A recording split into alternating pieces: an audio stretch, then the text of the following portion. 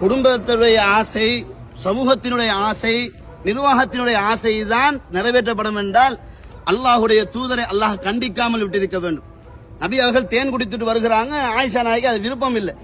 அப்ப ஆயிஷா நாய் இது என்ன தேன் வாசம் அப்படின்னு சொன்னாங்க, எனக்கு தேனை நான் ஹராம் ஆக்கிக்கிட்டேன், சமூகத்துக்கோ குடும்பத்துக்கோ எனக்கு ஹராம்ட்டாங்க. இது அல்லாஹ் ஒரு வினாடி பிற்படுத்தாம உடனே மெசேஜ் கொடுக்கிறான், யா அய்யுஹன் நபியு லிமா துஹர்ரிமு மா அஹல்லல்லாஹு லக். அல்லாஹ் உங்களுக்கு ஹலால் ஆக்கினது நீங்க ஏன் ஹராம் ஆக்கினீங்க? சுப்ஹானல்லாஹ். நபி தன் பொண்டாடிக்கு விருப்பம் இல்லையா, அதனால தேன் தேனுக்கு ஹராமுப்பா அப்படின்ட்டாங்க. அல்லாஹ் கேட்கிறான், இது மார்க்கம் பொண்டாட்டி ஊடாக வந்துச்சா ஏன் ஊடாக வந்துச்சா? அல்லாஹ் அக்பர். உங்க மனைவிக்கு விருப்பம் இருக்கலாம், விருப்பம் இல்லாம இருக்கலாம், நீங்க முட்டதுலாம் இறச்சி அது வேற விஷயம். ஆனா மார்க்கத்தோட டச் பண்ண வந்தால் அது என்னுடைய வகைதான் அங்க வரணும். அல்லாஹ் கேட்கிறான், லிமா துஹர்ரிம், ஏன் ஹராம் ஆக்கினீங்க? மா அஹல்லல்லாஹு லக், அல்லாஹ் உங்களுக்கு ஹலால் ஆக்கி தந்ததை. தபுதகி மரலாத்தா சுவாஜிக், உங்க பொண்டாட்டியுடைய சந்தோஷத்துக்கு மார்க்கத்தில் கையெடுப்பியதா?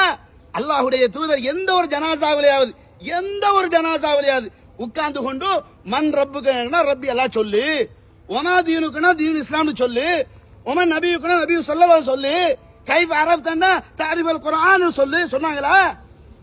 ஏங்க இந்த வாசகம் சொல்லி கொடுத்து வராதுங்க.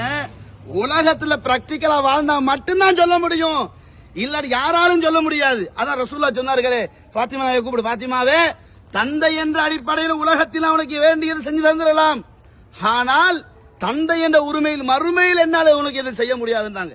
அந்த நபியே இப்படி தன்னுடைய குடும்பத்துக்கு சொல்லி மார்க்கத்தை நிலைநாட்டுறாங்கன்னா நாங்க எவ்வளவு யோசிக்கணும். உலகத்துக்காக சமூகத்துக்காக எல்லாம் மார்க்கத்தை விட்டு கொடுக்க கூடாது. அப்படி மார்க்கத்தை விட்டு கொடுக்கணுமாக இருந்தால் அல்லாஹ்வுடைய தூதருக்கு கொடுக்கப்பட்ட அவ்வளவு விடயத்தை ரசூலுல்லாஹ் எடுத்து மார்க்கத்தை தூக்கி எறிந்திருப்பார்கள்.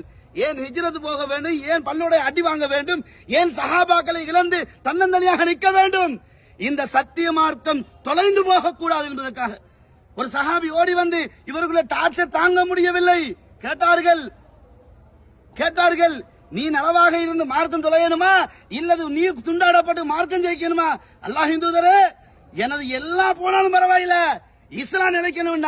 அந்த மாமனிதர்கள் நாளை மறுமையில் வந்து நீ எப்படியா சொல்லிக் கொடுத்தீங்கன்னு கேட்டா எந்த முகத்தை வச்சு நாங்க பதில் சொல்ல போறோம்?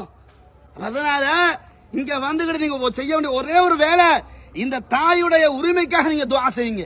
அது வேண்டிய டைம் எடுக்கலாம், அரவல ஒரவல எவ்வளவு நீங்க எடுக்கலாம், யாரும் தடை கிடையாது. ஆனால் அல்லாஹ்வுடைய தூதர் காட்டாத ஒன்றை இந்த தாயுடைய மனசு நோகடிச்சிட்டு போய்த்திராதீங்க.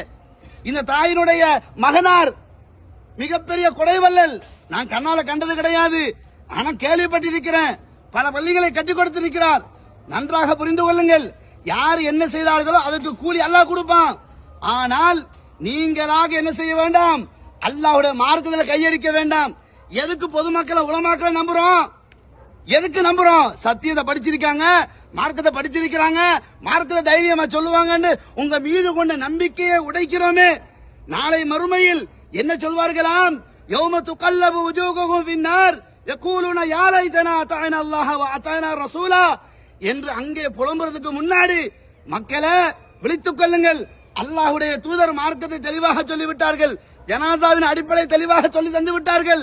அவர்கள் சொன்னார்கள், இவர்கள் சொன்னார்கள், ஏமாந்து விடாதீர்கள். உங்களுடைய கல்லை, உங்களுடைய சொத்தை, உங்களுடைய காணியை ஒருத்தன் அபகரிச்சு கொண்டால் விடுவீர்களா? இதை விட உயிரை விட மேலானது இஸ்லாம் மார்க்கம். ஏகத்துவம் உயிரை விட மேலானது. அதுல ஜாக்கிரதை இருந்துக்குவோம்.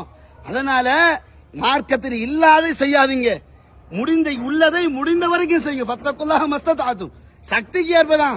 கால் இல்லாடி நின்று சொல்ல சொல்ல இஸ்லாம் சொல்லல, உட்கார்ந்து சொல்லணும் சொல்லுது.